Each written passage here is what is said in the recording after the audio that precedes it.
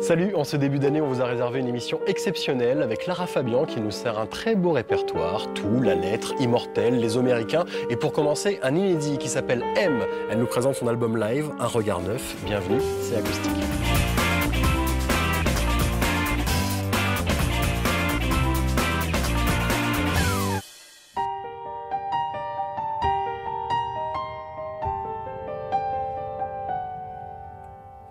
C'est un fruit sucré que l'univers et la terre ensemencent. Un cadeau divin nous est offert si l'on croit à cette chance. La vie s'arrange pour nous donner notre moitié d'orange.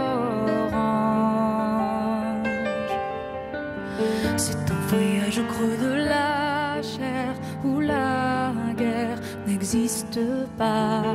La preuve que chacune de nos prières sincères trouvera une réponse malgré l'absence. Dès que l'amour s'avance.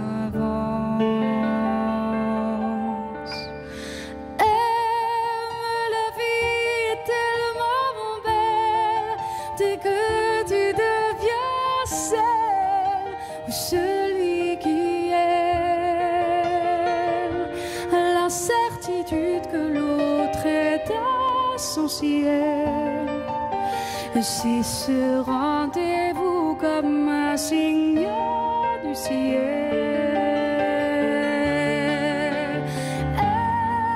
Et fous-toi de la haine, ne redeviens pas seul.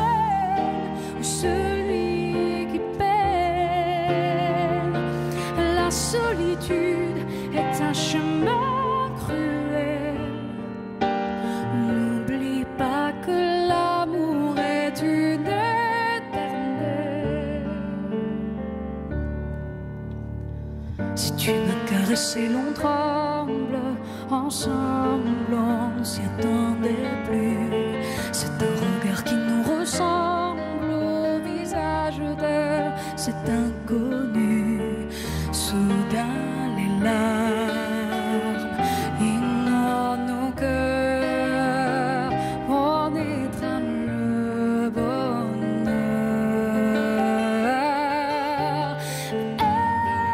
La vie est tellement belle dès que tu deviens seul.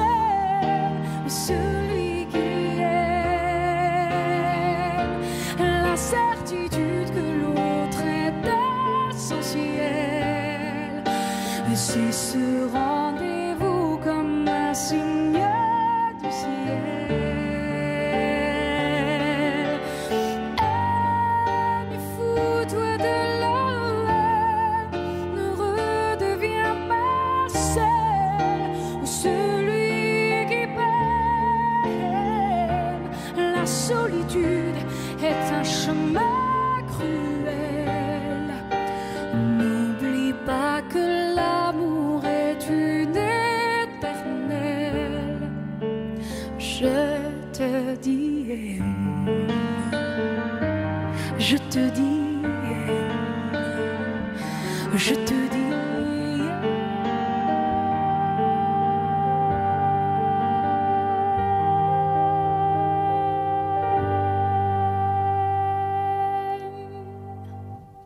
Aujourd'hui dans l'Acoustique sur TV5 Monde, nous recevons Lara Fabian qui nous présente son album Un regard neuf, live, donc l'album du concert. C'est l'album d'un concert, Lara? C'est l'album d'un concert, mais d'une tournée qui en a compté plus de 75. On a commencé cette émission avec une très belle chanson, piano-voix, M, qui a été écrite pendant la tournée? Oui, c'est vrai. D'ailleurs, je m'en allais vers la Guyane. J'allais faire des concerts dans les Caraïbes. Et c'est un moment perdu entre ciel et terre. J'ai l'impression d'avoir reçu cette chanson, un peu comme l'inspiration arrive et on ne le maîtrise absolument pas. Et vous l'avez chanté sur scène par la suite, pendant la tournée? Oui. C'est quelque chose qui s'est mis en place assez rapidement? Oui, oui. En fait, j'étais partie déjà avec la mélodie. Je suis rentrée dans l'avion en ayant déjà la musique en tête.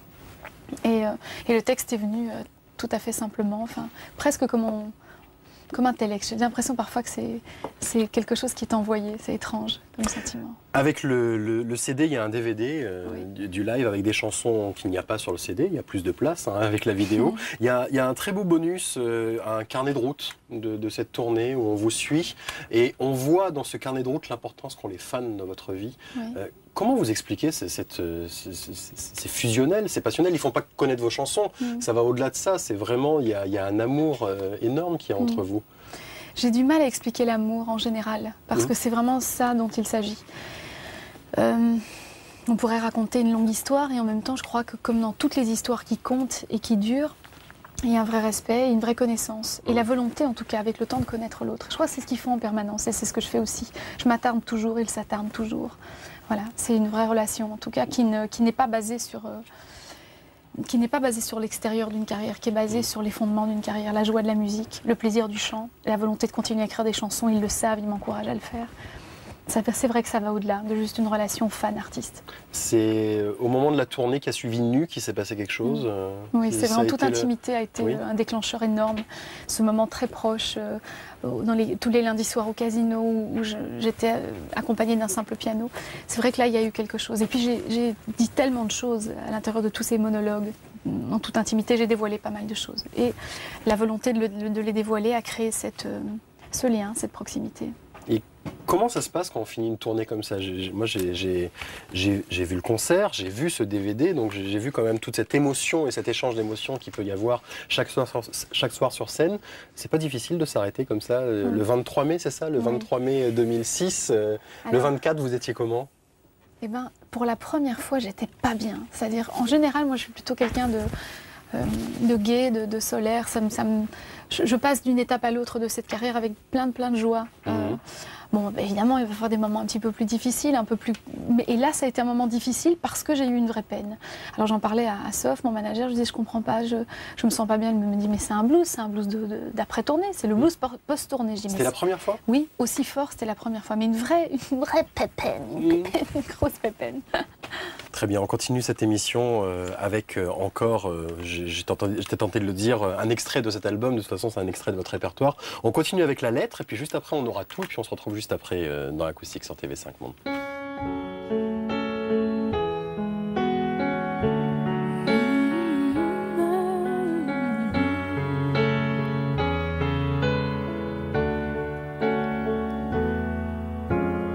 Écris-moi une lettre de rupture en m'expliquant toutes les raisons qui t'ont fait évanouir dans la nature, qui me font mélanger toutes les saisons. Choisis bien tes mots, choisis-les justes, comme un artisan prend son temps quand il ajuste. Écris-moi une lettre de rupture, envoie-moi seulement le brouillon. Promis, je vais rien chercher dans tes ratures.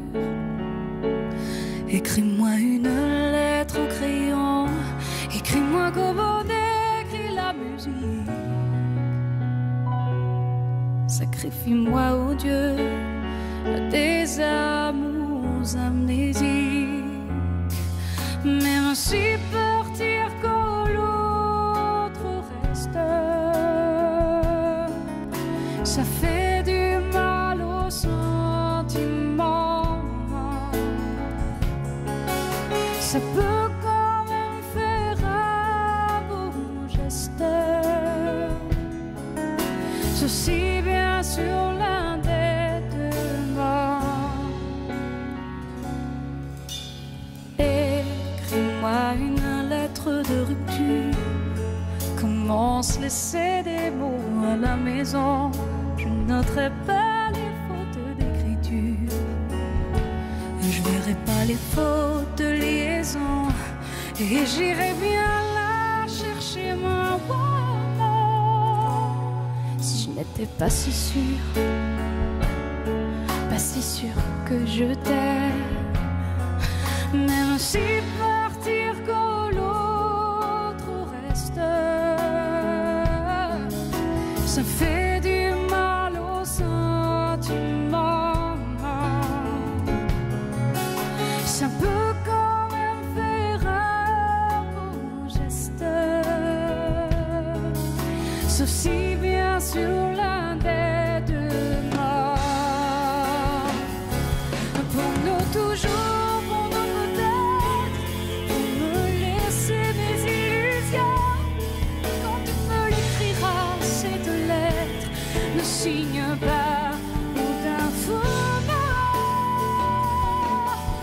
ainsi partir quand l'autre reste.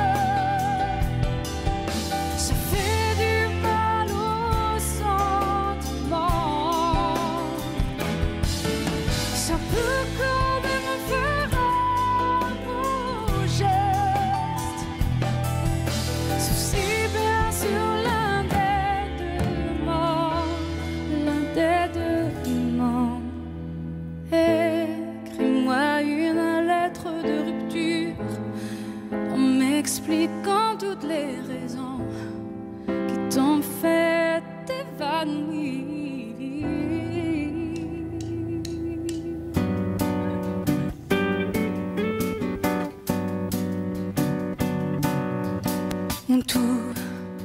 Tout est fini entre nous et j'ai plus la force du tout d'y croire et d'espérer. Tout, à présent je te dis tout de ce vide entre nous, de tes mains désabusées. Tout ce qui nous unit, tout ce qui nous détruit au cœur est à présent fini. Tous ces moments incompris, ces instants indécis s'écrivent au passé aujourd'hui. C'est fini.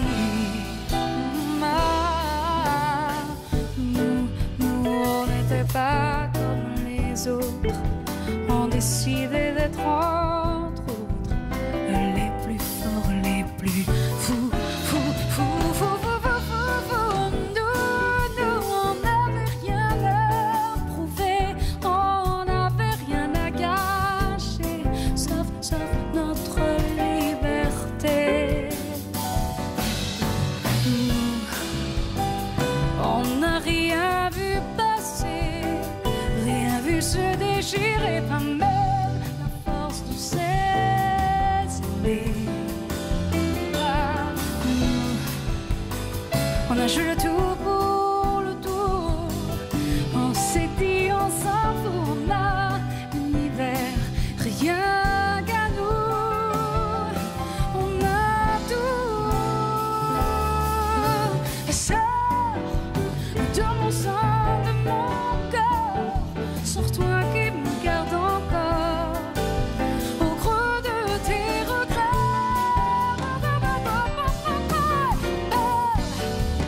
Dis-le-moi sans trembler que t'en as plus rien à cirer. Parle, pleure et je comprendrai. Tu sais que je peux tout entendre, partir, rester ou même me rendre, que le ciel m'entende et qu'il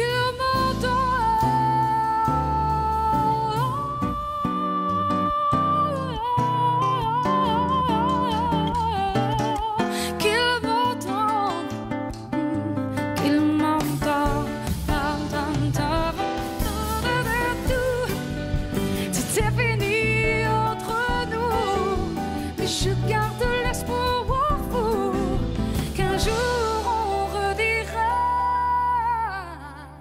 nous.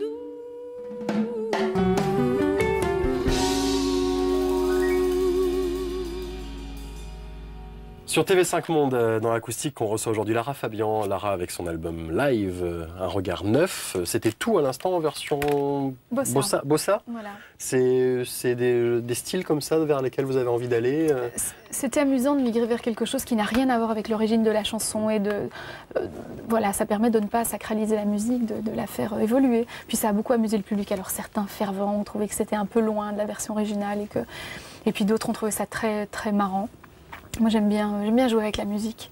J'aime la faire danser. Ce que vous dites est intéressant. Est-ce que ça, justement, vous y pensez en faisant les arrangements sur scène, en vous disant « je ferais bien ce style de musique sur cette chanson, mais peut-être que ça va un peu dérouter les fans ». Est-ce que... Je me suis jamais posé ce genre de questions parce que je fais vraiment confiance à mon instinct pour ça. Alors, quand c'est vraiment déplacé, je ne vais pas jusque-là, mais je ne pense pas à cette déroute parce que je me dis qu'il y a cette confiance et il y a ce lien.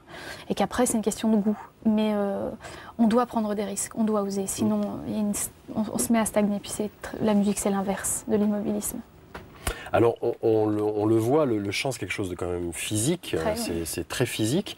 Comment ça se passe pendant une tournée? Le fait de multiplier les performances, parce que vous êtes quand même comme des sportifs de haut niveau quand vous êtes sur scène et que quand vous partez comme ça en tournée, multiplier les performances, ça fait progresser. À un moment donné, il faut lever le pied. Comment est-ce qu'on gère ça? S'il y a une bonne discipline et un bon échauffement de base, là, ça se passe bien. C'est sûr qu'au bout d'1 an, tout est épuisé. Le corps, la voix, l'âme, on est un peu fatigué, même s'il y a un échange extraordinaire et que l'énergie est forte.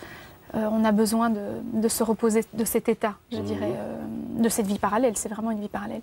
Mais si on est sportivement parlant, hein, si on mange correctement, qu'on dort bien, qu'on fait les échauffements comme il faut, on tient le coup parce que c'est ce qu'on fait. Voilà. Vous travaillez tous les jours? Oui, entre 1 heure et 2 heures par jour.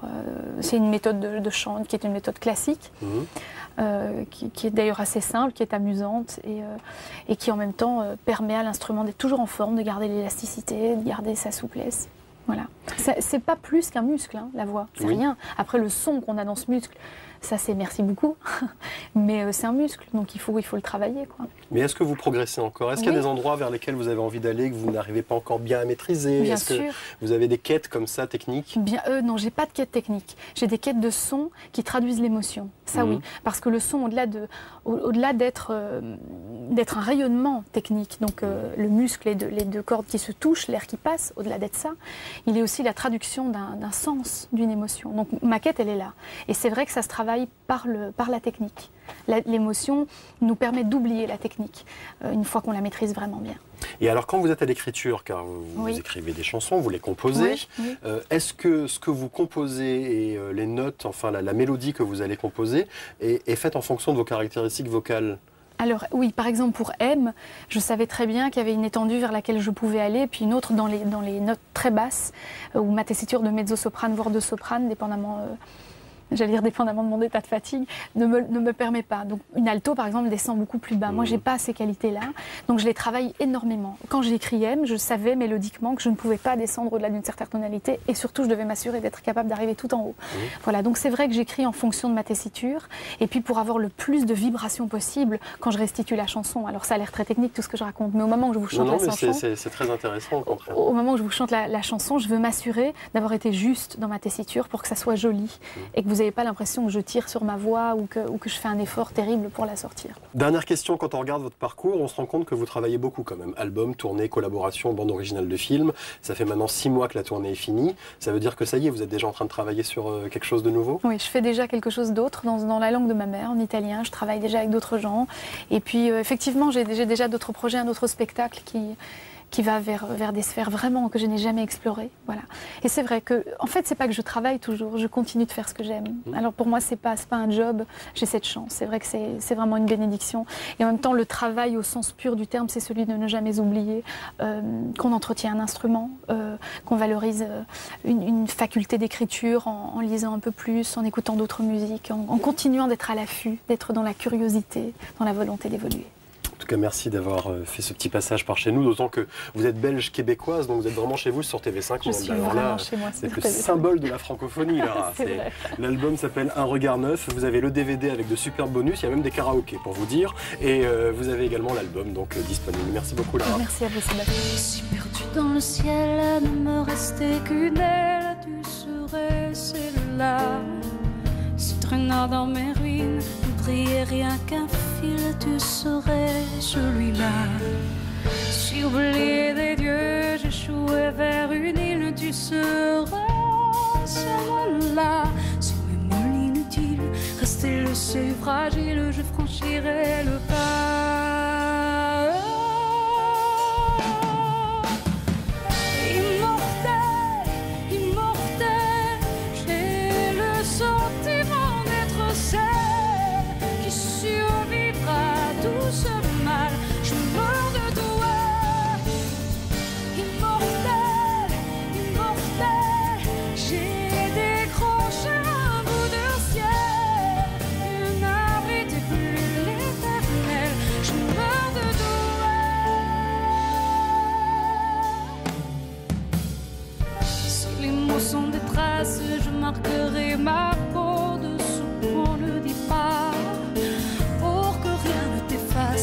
garderai le mal s'il ne reste que ça. Et on aura beau me dire que rien ne valait rien, tout se riait à moi. À quoi peut me servir de trouver le destin s'il ne mène pas à toi? Immortel, immortel, j'ai le sentiment d'être celle qui survivra à tout ce mal.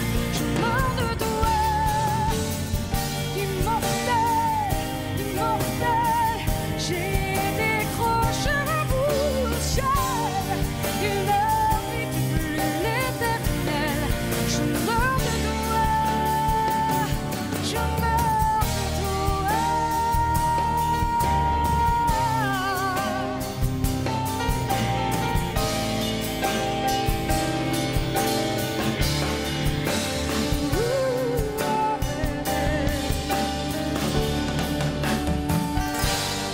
Immortel, immortel, immortel.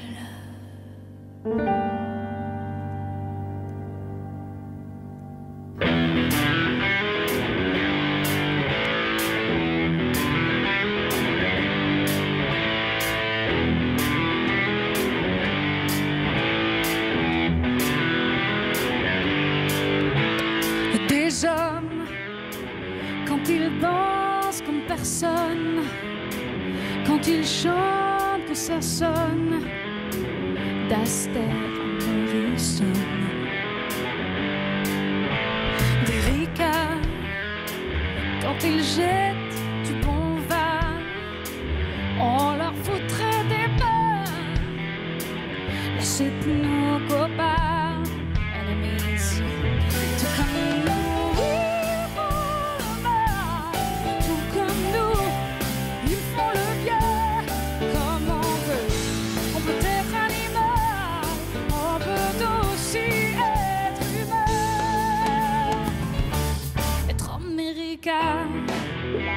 Ouais, America.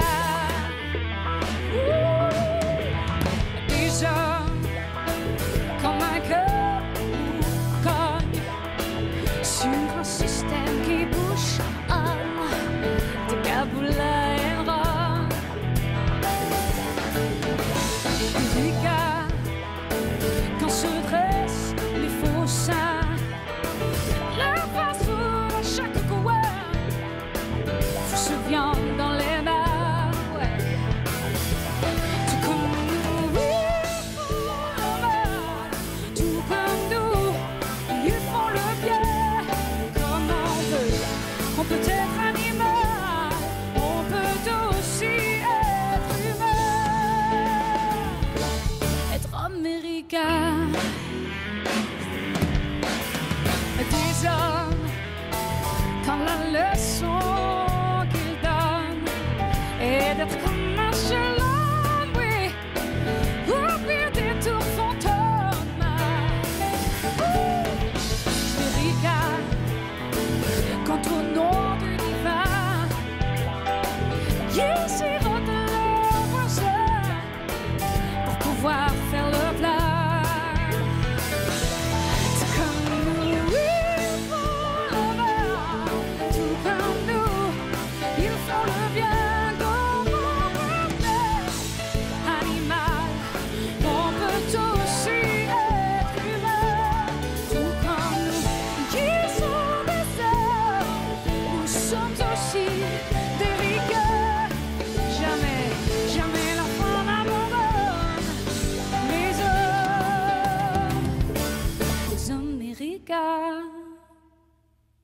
On vient de passer un très joli moment avec Lara Fabian. L'album s'appelle Un regard neuf live. Pour gagner l'album et le DVD du concert avec des bonus et des inédits, rendez-vous sur le site internet de TV5 Monde, tv5.org/musique, et répondez à cette question très simple.